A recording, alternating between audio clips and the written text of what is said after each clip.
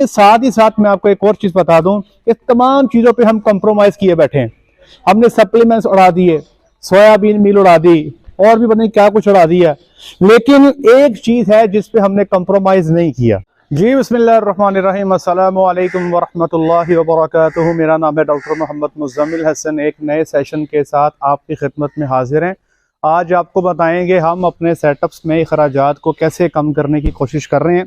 देखें, एक बात तो समझ लें कि जिस तरह से पहले हम डेयरी फार्म पे जानवरों के साथ इयाशी किया करते थे, अब वो इयाशी मुमकिन नहीं रही। चीज़ों की कीमतें बहुत बढ़ चुकी हैं। अब चादर देख के पाँव फैलाने वाला हिसाब है। जितने पैसे हैं उनको इफेक्टिवली और अच्छे तरीके से इस्तेमाल करना है।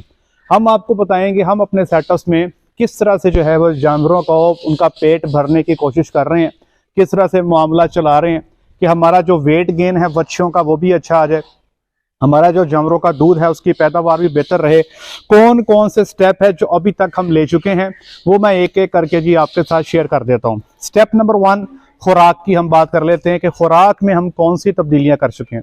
सबसे पहले तो सोयाबीन मील जो है वो 100% उड़ा दी है, बिल्कुल ख़त्म कर दिया है, क्योंकि 430 रुपये पे सोयाबीन मील जो है वो किसी तरह से भी आपको जो है वारा नहीं खाती। चीज़ बहुत अच्छी है, लेकिन अच्छी चीज़ डालने के लिए अच्छे पैसे और अच्छा दूध का रेट भी चाहिए। तो सोयाबीन मील जो है बिल्कुल उड़ा चुके हैं। अब हम जानवरों को प्रोटीन पूरा करने के लिए हम क्या क्या दे रहे हैं। पहले गवार मील शुरू की थी, लेकिन अब गवार मील जो है उसका रेट भी आसमानों को जा लगा, तो वो भी इस्तेमाल हम जो है वो तर्क कर चुके हैं। अपने प्रोटीन के सोर्सेज में हम इंपोर्टेड कैनोला मील का इस्तेमाल ज़्यादा कर रहे हैं, और इसके साथ साथ जो रेप सीड है उसका इस्तेमाल किया जा रहा है। पहले हम जो है ग्लूटन 30% उसका इस्तेमाल गुनाह समझा करते थे, लेकिन अब मजबूरी है कि ग्लूटन 30% जो है उसका भी इस्तेमाल हम कर रहे हैं। हाँ, ये ज़रूर है कि जब से हमने लोकल आइटम्स का इस्तेमाल शुरू किया है जिसमें ग्लूटन 30% है, जिसमें आपका तोरिया मील है, तब से हमने अपने जानवरों की जो टॉक्सिन बाइंडर की जो डोज है वो बढ़ा दी है। हम जो टॉक्सिन बाइंडर इस्तेमाल कर रहे हैं अल्हम्दुलिल्लाह उसका रिजल्ट भी ठीक है, और अल्हम्दुलिल्लाह अभी तक जो है मामला ठीक से चल रहे हैं। अच्छा, अब आगे आ जाएं। खुराक में दूसरे नंबर पे प्रोटीन के लिए एक तो हम बरसीम का फुल टका के दुबा के इस्तेमाल कर रहे हैं, लेकिन बहुत सारे फार्मर्स के पास बरसीम जो है अवेलेबल नहीं होगा।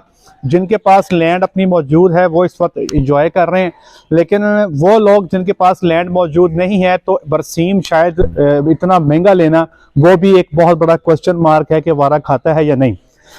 नंबर 2, जितने भी सप्लीमेंट्स हम खुराक में दिया करते थे, एक जमाना था हम प्रोपाइलिन ग्लाइकोल भी दिया करते थे, एक जमाना था हम जीस्ट भी दिया करते थे, हम मिनरल्स भी दिया करते थे, हम बाईपास फैट्स भी दिया करते थे, हम मिथायोनिन भी दिया करते थे, हम बफर्स भी दिया करते थे, हम बड़े शुगर लगाया करते थे। इन तमाम चीज़ों का खर्चा जो मैंने अभी आपके सामने एक्सप्लेन की हैं, ये मिला जुला के एक दूध वाले जानवर पे तकरीबन 350 से 400 बन जाया करता था।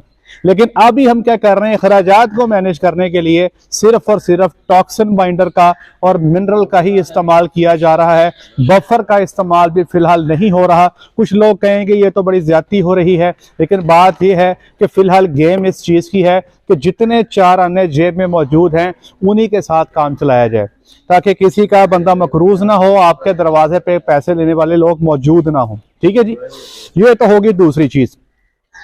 तीसरी तरफ आ जाएं। ये बच्चियां जितनी भी खड़ी हैं आपके सामने, ये आप देख रहे हैं, इनको साइलेज और साथ में 4 किलो वंडा दे दिया करते थे, और साथ में इनको भी हम थोड़ी सी बाईपास पैड का छट्टा दिया करते थे, मिनरल्स भी टका के दिया करते थे, साथ में इनको यीस्ट भी जाया करती थी, सोडा भी जाया करता था, वह काफ़ी सारे लवाजमात थे। अब ये बच्चियां भी जो हैं इस वक्त सिर्फ साइलेज 3 किलो वनडे पे इनको ले आए हैं। साइलेज इनका ख़त्म नहीं होने देते, जितना इनका दिल करता है ये खाती हैं। बाईपास फैट इनकी उड़ा दी गई है, सिर्फ और सिर्फ जो है इस वक्त ये मिनरल पे और टॉक्सिन बाइंडर पे चल रही हैं। तो आप कह सकते हो पूरा फार्म ही मिनरल और टॉक्सिन बाइंडर पे चल रहा है। ठीक है जी, ये तो हो गए 2 काम। तीसरे नंबर पे आए जनाब, हम कोशिश कर रहे हैं कि लूसन की जो है इस पर मैं बहुत दफ़ा बात कर चुका हूँ। जिन लोगों के पास लैंड मौजूद है, मैंने 3 महीने पहले सेशन किया था कि आप लूसन और बरसीम लगा लें। को बहुत सारे फार्मर्स मेरे से राब्ते में हैं जिन्होंने उस वक्त ये बात सुन ली और लूसन लगा लिया। तो लूसन की है बना के इंशाल्लाह हमारा कोशिश है कि इंशाल्लाह अप्रैल से सितंबर का जो दौरानिया है इसमें हम अपनी प्रोटीन जो है वो लूसन की है से भी पूरी करने की कोशिश करेंगे। नेक्स्ट पॉइंट ये है कि पहले हमारे पास हम मेल काफ जो है काफ़ी तादाद में अपने फार्म पे रख लिया करते थे, क्योंकि ये सारी माशाल्लाह बहुत अच्छे जानवर हैं। हमारे पास जो एनिमल्स हैं उनका प्रोडक्शन लेवल अच्छा है। तो हमारी कोशिश ये होती थी कि 13, 14, 15 माह पे जब कोई मेल ब्रीडिंग के पास पहुंचेगा तब उसको सेल कर दिया जाएगा। लेकिन इस वक्त जो है इमरजेंसी नाफिज करके जितने भी बच्चे हैं 2 महीने का है, 1 महीने का है, 4 महीने का है, 7 महीने का है, वो आपने अक्सर देखा होगा यूट्यूब पे मैं एड्स लगाता रहता हूं कि किसी को अगर ब्रीडिंग मेल चाहिए तो भाई ले ले, तो उनको निकालते जा रहे हैं। कहने का मकसद ये है कि खाने वाले जो हैं अफराद जो दूध नहीं देते उनको कम करने की कोशिश की जा रही है, ताकि जो जानवर दूध दे रहे हैं उन जानवरों पे अपने अलावा जो बाकी के फार्म के जानवर हैं उनका लोड आहिस्ता आहिस्ता कम होता जाए। अगला पॉइंट, पहले हम क्या करते थे कि हमारे पास सर्दी के मौसम में जो रिपीटर गायें होती थी और जो हमें 15-20 लीटर दूध दे दिया करती थी या 10 लीटर या 12 लीटर, हम कोशिश करते थे किसी भी तरह उनको प्रेग्नेंट करें, बार बार उन पे जोर लगाया करते थे, अपने फार्म पे संभाल भी लिया करते थे।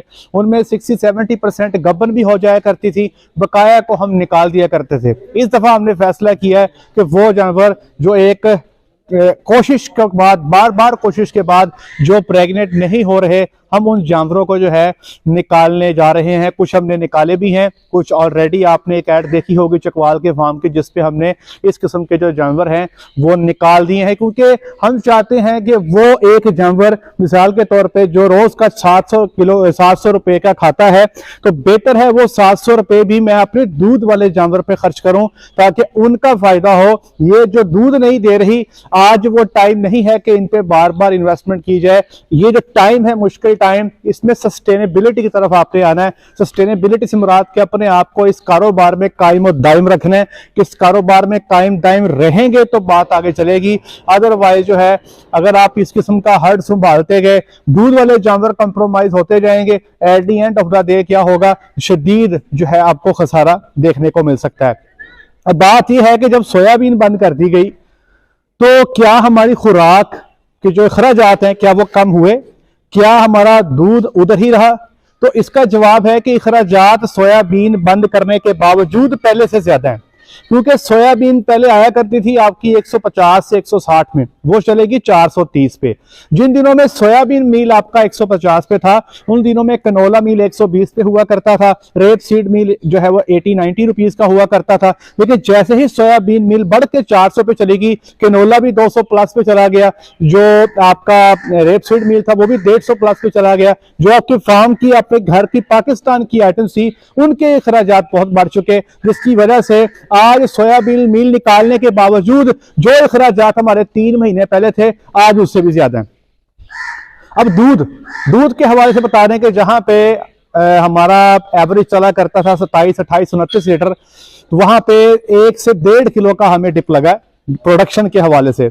उसमें आप ये कह सकते हो कि चूंकि अभी सर्दी का मौसम है, जानवर साइलेज खुला खा रहे हैं, 45 से 50 किलो तक भी इनको खिला दिया जाता है, क्योंकि घर का हमारा साइलेज है, हमें ये कॉस्ट करता है 11 रुपए में। वो लोग जिनके पास साइलेज घर का नहीं है, जैसे मेरे एक दोस्त बता रहे थे मुझे आज कि आजाद कश्मीर में वो कह रहे हैं कि 30 से 31 रुपए किलो उनको पड़ता है, क्वेटा में 20 से 22 रुपए किलो उनको पड़ता है। तो जाहिर बात है वो इतने मिकदार में इतना ज्यादा साइलेज भी नहीं खिला सकते। हमें एडवांटेज है हमारे घर का साइलेज है, तो हम कसर सारी तोना निकल चाट देते हैं अपने साइलेज पे, तो साइलेज टका के खा लेती हैं, वंडा टका के खा लेती हैं, तो उससे हमें जो दूध का डिप है, प्रोडक्शन का जो एवरेज है, जो डिप लगना था ज्यादा, वो हम 1 से 1.5 लीटर के दरमियान मैनेज करने में कामयाब हो गए हैं।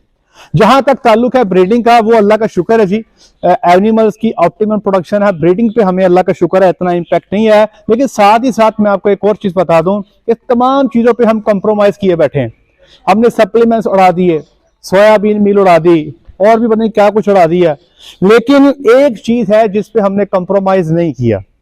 जो हम पिछले साल कर रहे थे इस साल उससे भी बेहतर कर रहे हैं, और इंशाल्लाह आने वाले सालों में आगे बेहतरी की तरफ ही जाते जाएंगे। वो क्या है? वो है सीमन। सीमन की क्वालिटी पे हमने कोई कंप्रोमाइज नहीं किया।